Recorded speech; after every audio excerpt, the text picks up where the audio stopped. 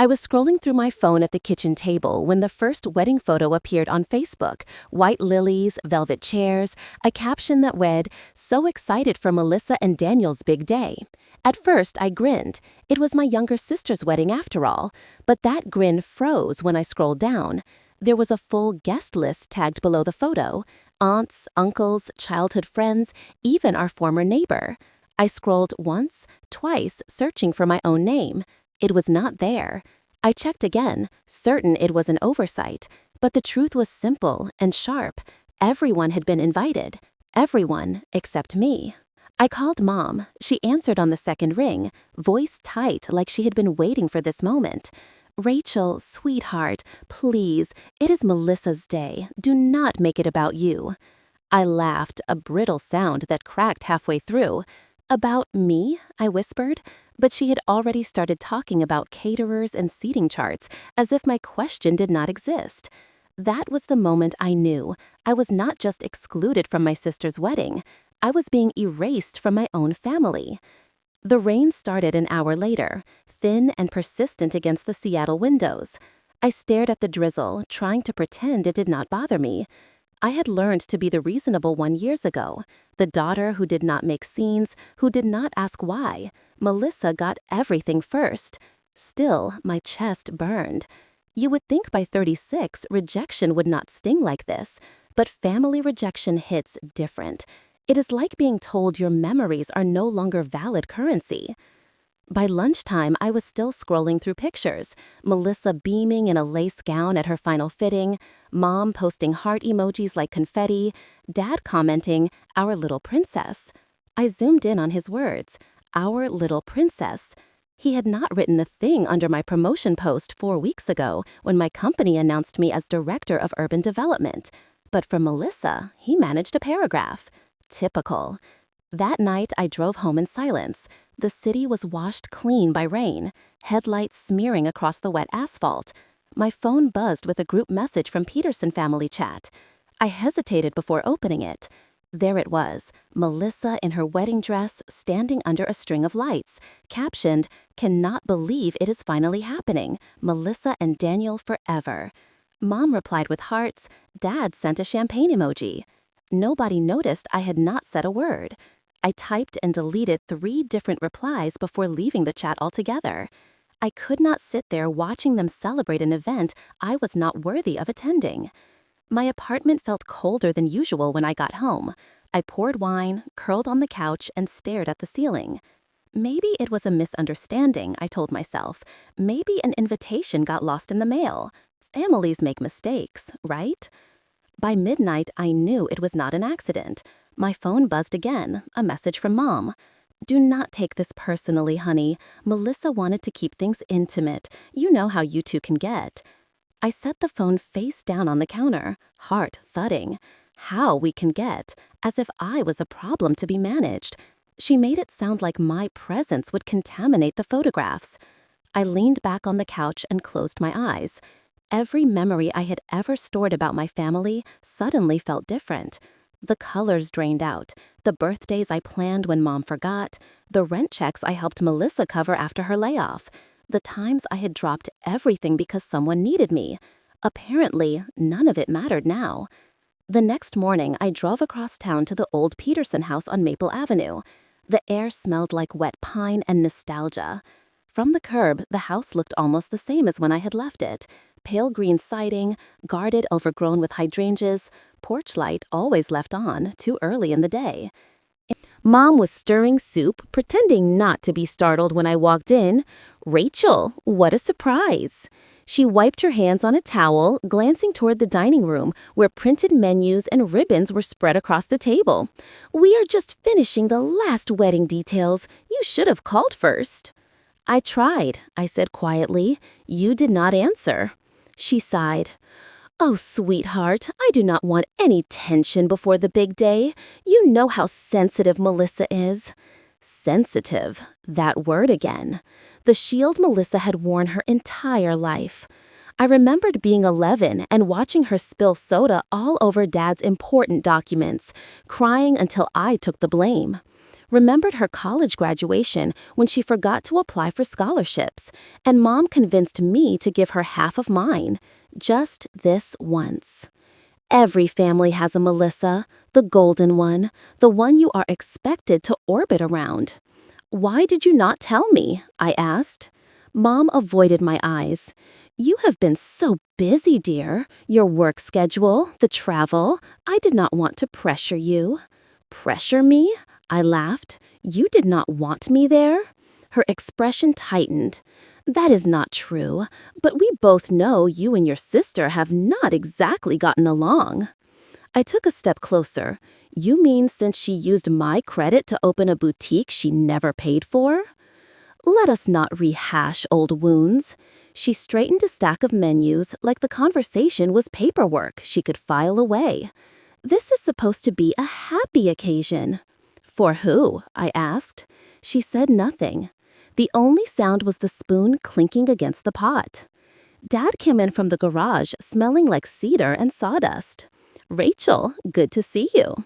He hesitated when he saw my face. "Everything okay?" I waited for him to say more, for some sign he disagreed with Mom, but he just put an arm around her shoulders. "Let us not make today difficult." I nodded slowly. Got it. Would not want to ruin the photo opportunities. Mom's mouth opened, but I was already reaching for my coat. "If Melissa wants a perfect wedding," I said, "she can have it without me." Outside, the sky had cleared, bright and cruelly blue. I sat in my car, hands gripping the steering wheel until the tension burned out of me. I was not crying. I was past that. What I felt was something colder, cleaner, clarity. On the drive back downtown, my phone buzzed with notifications. Cousin Laura, posting, "Can't wait for the wedding of the year." My aunt sharing Melissa's engagement video with the caption, "So proud of our girls." I almost laughed. Our girls? Apparently, that meant everyone except the one who paid off their mortgage when Dad lost his job.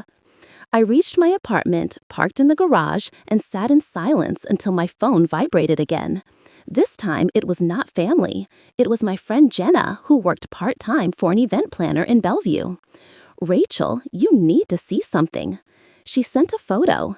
Daniel, the groom, leaning too close to a woman I did not recognize, his hand resting on her hip.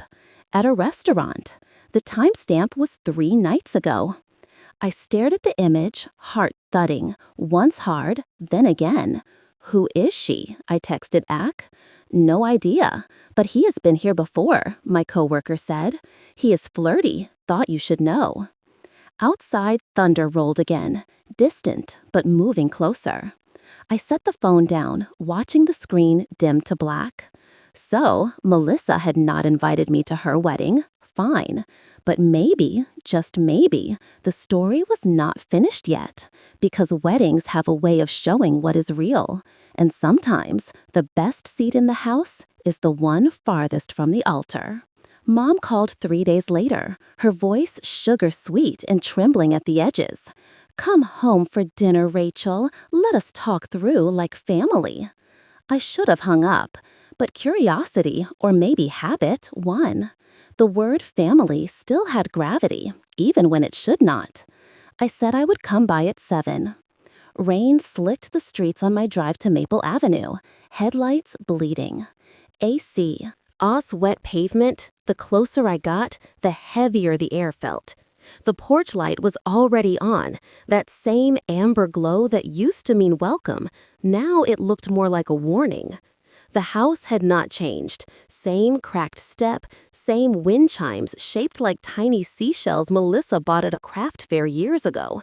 Inside, it smelled like baked casserole, Mom's peace offering dish. She smiled when I walked in, the kind of smile people use when they are hoping you will forget something unforgivable. "Sweetheart," she kissed my cheek, then busied herself arranging silverware. "Sit down, dinner is almost ready." Dad was already at the table, newspaper folded beside his plate. He looked older than I remembered, shoulders rounded, eyes tired. "Good to see you," he said quietly. I took the seat across from them, the same one I used to take during Sunday dinners when we would argue about curfews and college choices. The room even smelled the same, sauce, bread, a hint of lemon cleaner, but the warmth was gone. Mom poured wine like it was olive oil, filling her glass to the rim. "I do not want any tension tonight," she said brightly. "Let us just have a nice meal." I stabbed a piece of casserole, waiting for the real reason I was here. It came halfway through her second glass. "Sweetheart," she began, her tone rehearsed. "Melissa never meant to hurt you. Weddings are complicated. Emotions run high." "She did not invite me, Mom," I said. "That is not complicated. That is deliberate." Mom sighed, the sound of a martyr adjusting her halo.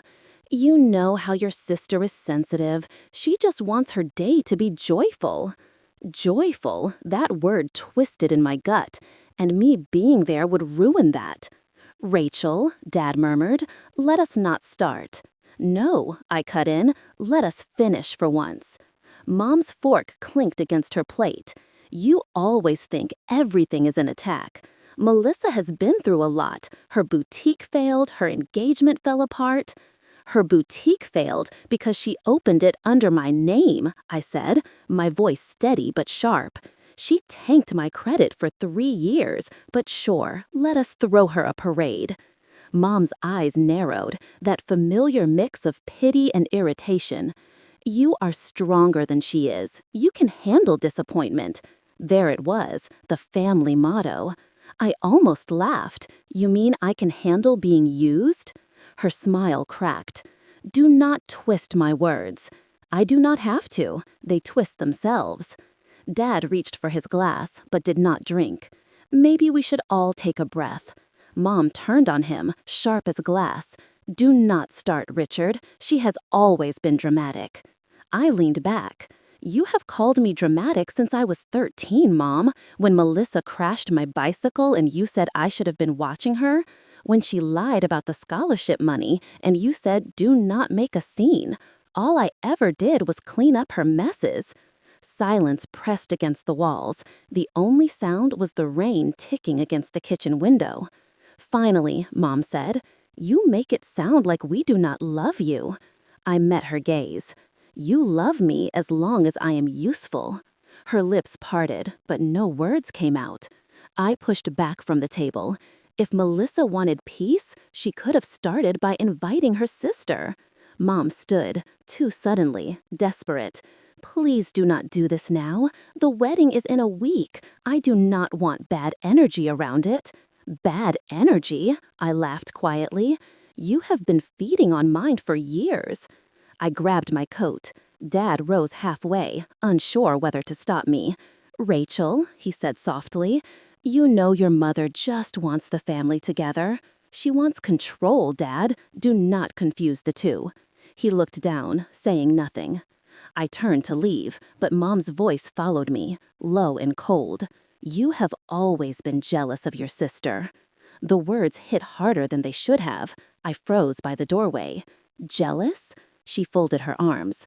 "You never liked how people adored her, the attention, the compliments." "Attention does not equal respect, Mom." I looked her dead in the eye. "You raised one gutter to sparkle and the other to fix the wiring when the lights went out." I stepped out into the rain, but before I reached the car, she called after me, her tone brittle with anger and fear.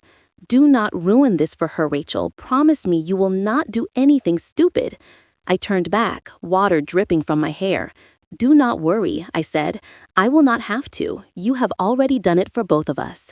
The drive back to my apartment was silent except for the hum of tires on wet asphalt. I could still hear her voice looping in my head, that mixture of guilt and manipulation. She had perfected over decades. "You are stronger than she is. You can handle it." Translation, "You will take the hit so she does not have to." By the time I parked, my hands had stopped shaking.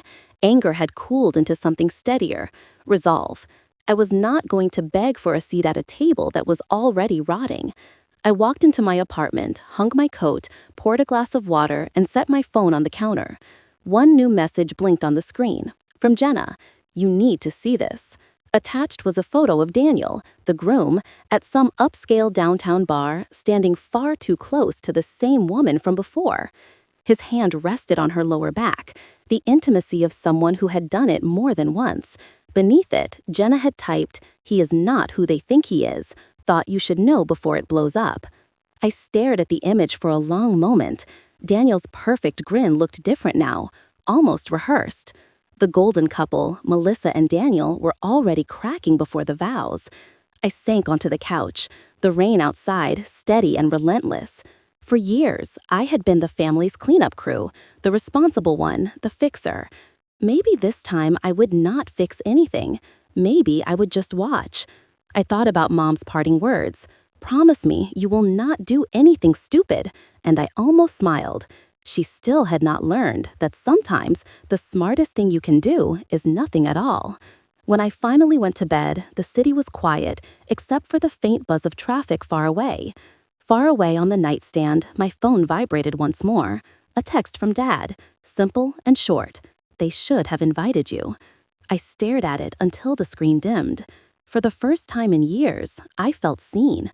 And that tiny flicker of acknowledgement, so late, so small, was enough to light something new inside me. Not forgiveness, not yet, but clarity. They thought excluding me would keep their little world peaceful. They had no idea peace was the last thing coming. Growing up, Melissa was the sun, and I was the shadow that made her look brighter. Mom used to say, "Your sister just has that spark, Rachel. You are the steady one, the responsible one, the one who cleaned up the messes and did not complain." At 11, I already knew what my role was, to be reliable, invisible, and always just fine. I remember one Saturday morning when we were kids, Melissa spilled an entire carton of orange juice across the kitchen floor, sticky river soaking the rug. Mom rushed over, cooing, "It is okay, sweetheart, accidents happen." When I grabbed a towel to clean it, she frowned at me. "Rachel, be careful, you are making a bigger mess." I was 8. That was the first time I realized how differently love could sound, depending on who it was spoken to. By high school, the pattern had become muscle memory. Melissa cried and everyone jumped. I succeeded and nobody noticed. She got the lead in the school musical because she just shines on stage, even though I had helped her memorize every line. I got straight A's, and Mom said, "That is expected of you." When I was accepted to the architecture program at the University of Washington, Dad clapped my shoulder, proud. Mom just asked, "Will you still have time to help your sister with her art portfolio?" I used to think maybe they could not help it. Maybe every family had a favorite. But the older I got, the more I thought. More it felt intentional, like Mom needed someone to be the anchor so she could keep pretending the ship was not sinking. Melissa floated through life with effortless charm. At 22, she had a blog, 12,000 followers, and an ever-rotating list of creative projects. I had student loans and a full-time job that did not allow sick days. She would call me when her rent was late, when her boyfriend left, when she could not figure out her taxes. "You are so good at this, Rachel," she would say. Her voice sugar-coated guilt, and like a fool, I would transfer the money or drive over with a box of takeout, telling myself that is what family did. The last time I bailed her out was 6 years ago. She called crying, said she had a big opportunity, a boutique downtown, but she needed someone to co-sign the lease. "It will be my dream, Rachel. You believe in me, right?" She caught me between exhaustion and hope, and I said yes. The boutique closed 9 months later. She vanished without paying rent, leaving me with a $32,000 debt and an apology text that read, "You will figure it out. You always do." When I told Mom, she said, "Your sister did not mean to hurt you. She just gets overwhelmed." I remember laughing bitterly, asking, "What do I get to be, Mom? The designated lesson?" She did not answer. That was the day something inside me started to crack. Since then, Melissa and I spoke only when necessary. Birthdays, holidays, Mom's guilt-driven family dinners. On those nights, she would show up late smelling like expensive perfume and confidence, and Mom would beam at her as if she had cured cancer. I would sit across the table, sipping wine, pretending it did not bother me. But it did. It always did. When Melissa got engaged to Daniel last year, Mom called crying with joy. He is perfect for her, Rachel. So grounded, so successful. Finally, someone who can take care of her. I had almost dropped the phone. You mean someone else to pay her bills? She scolded me for being cynical, then sent me a photo of Melissa's ring, a flawless diamond sparkling under perfect lighting. I met Daniel once at Mom's birthday dinner.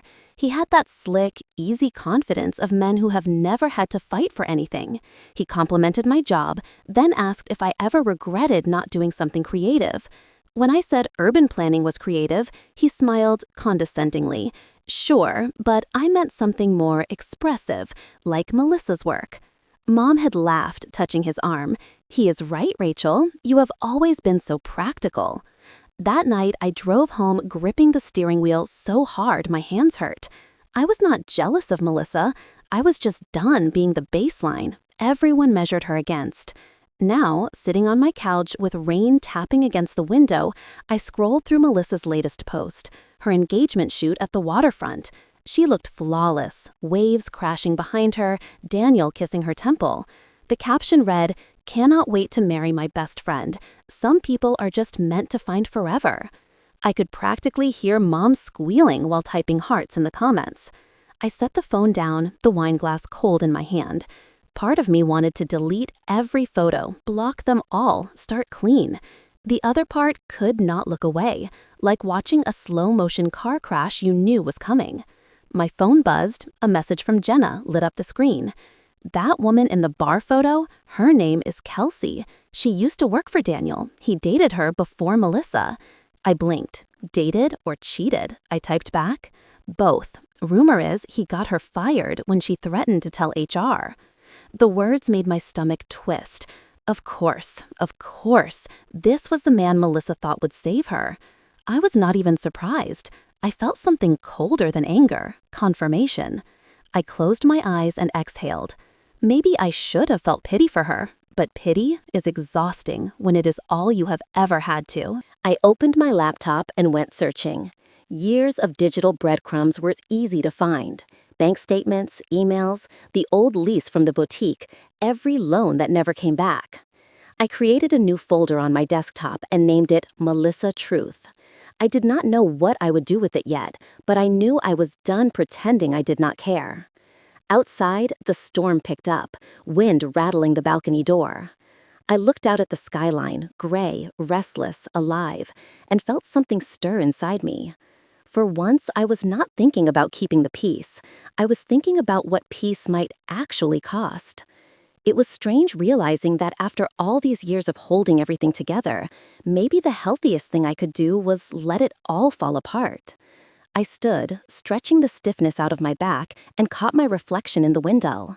Same eyes, same face, but the expression was new. Not sadness, not even anger, something sharper, steadier. Mom's words from dinner echoed in my head. Promise me you will not do anything stupid. I smiled at the reflection, small but real. Oh, I will not, I whispered. I shut the laptop, turned off the lights, and let the dark settle around me.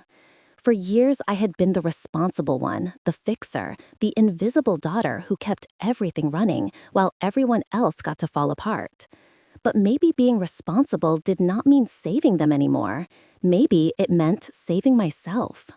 Somewhere in that thought, beneath the hum of city rain, I felt it, the first pulse of something dangerous and liberating. A decision forming, slow and certain, like the build of a storm. And for the first time in my life, I did not feel small in Melissa's shadow. I felt like the light she should have been afraid of all along. The day of the wedding arrived, gray and humid, the kind of Seattle morning that felt undecided, like even the sky did not know which side it was on. I woke up early without meaning to. My phone was flooded with notifications, pictures, tags, captions, filled with hearts and hashtags. Melissa and Daniel forever, happily ever after. I scrolled through smiling faces that did not include mine. Mom looked radiant in pale blue, holding Melissa's bouquet in one photo. Dad looked proud, but the pride felt performative. His smile stretched tight. And Melissa? God, Melissa looked like every magazine bride, hair curled, skin glowing, happiness manicured to perfection. I tossed the phone onto the pouch and stood by the window. The air smelled like wet concrete. Somewhere downtown, they were exchanging vows. I pictured it, Mom crying, Melissa trembling with excitement, Daniel saying all the right words with all the wrong meaning. I should have felt rage, but instead I felt a distance, like I was watching someone else's family through glass. Still, the silence in my apartment felt too loud. I turned on the TV for noise, flipped through channels, ended up on a local news segment showing live coverage from the same venue, the Lakeside Pavilion. I almost laughed. Of course, Melissa's wedding was newsworthy. The Petersons loved a performance. At first, everything looked perfect. White tents, soft lighting, live string quartet. Then the camera jolted, catching commotion near the reception tent. A woman's voice off-screen said, "Is someone fighting?" The clip cut out. I froze. 15 minutes later, my phone buzzed. Jenna again. "Rachel, are you watching this? Something is happening at the wedding." Another message came before I could reply. Photos are all over Twitter. I opened the link she sent. The first picture nearly made me drop the phone. Daniel, still in his tuxedo, his hand wrapped around Melissa's hair, yanking her head back while she screamed. Guests stood frozen, champagne flutes mid-air. The next image showed people rushing between them, chaos spilling like ink across the beautiful setting. I scrolled further, comments pouring in like wildfire. Abuse. HT on camera groom freaks out at his own wedding. Who is this couple? My heart pounded. I could not breathe for a second. Not because I felt shocked, because I was not surprised at all. I had seen it coming the moment I saw Daniel's eyes that first night. The way he talked over Melissa, corrected her stories, called her sweetheart like a command instead of affection. The phone rang. Mom's name flashed across the screen. For a heartbeat, I considered ignoring it. Then I answered. Her voice was hysterical. "Rachel, thank God. Where are you? Melissa's hurt. Everything's ruined. You have to come." I leaned against the counter, closing my eyes. "Why would I come, Mom? I was not invited." "Please," she sobbed. "She needs her sister. The police are here, reporters. God, Rachel, it is everywhere." I said nothing. The sound of chaos echoed faintly through the phone. Crying, shouting, someone asking for towels. Mom's voice cracked. "She is bleeding. He pulled her hair so hard." "Oh God, call an ambulance." I said flatly, "You do not need me for that." "Rachel, do not be cruel. I know you are angry, but she is your sister." I stared at my reflection in the kitchen window, my expression unreadable. "Yeah," I said softly, "she is my sister. That used to mean something." "Please, Mom," whispered her voice small. "Just help us fix this." Fix. That word again, the family's favorite verb whenever things fell apart. I was the designated glue. Pay the bills, keep the peace, hold the line. "No," I said. "You fix it. You wanted this perfect wedding. You wanted me quiet. You got both." I hung up before she could answer. My hands shook, but not from guilt, from release. The next hour passed in fragments. News clips, photos, text messages from extended relatives I had not heard from in years. Everyone wanted information. Was it true? Where is Melissa now? I ignored them all. When the front door buzzer rang, I flinched. It was Jenna, rain-soaked and breathless, clutching her phone. "It is bad," she said, stepping inside. "Really bad. The video has gone viral. Half the city has seen it." She showed me the clip, 45 seconds long, filmed by a guest. The camera caught Melissa laughing at something, Daniel leaning in, whispering something sharp. Her smile faltered. She turned to walk away. He grabbed her hair, jerking her backward. The gasps gasped. Mom screamed. The camera jolted as someone rushed in, and the video ended. Jenna lowered the phone. They are saying he was drunk, but someone overheard them arguing earlier. Apparently, she accused him of cheating. I pressed a hand to my forehead. With who? Jenna said, quietly. The same woman from the bar. I felt the room tilt, a slow vertigo of déjà vu. Of course, it came full circle. Melissa's story always did. Do you think she knew? I asked.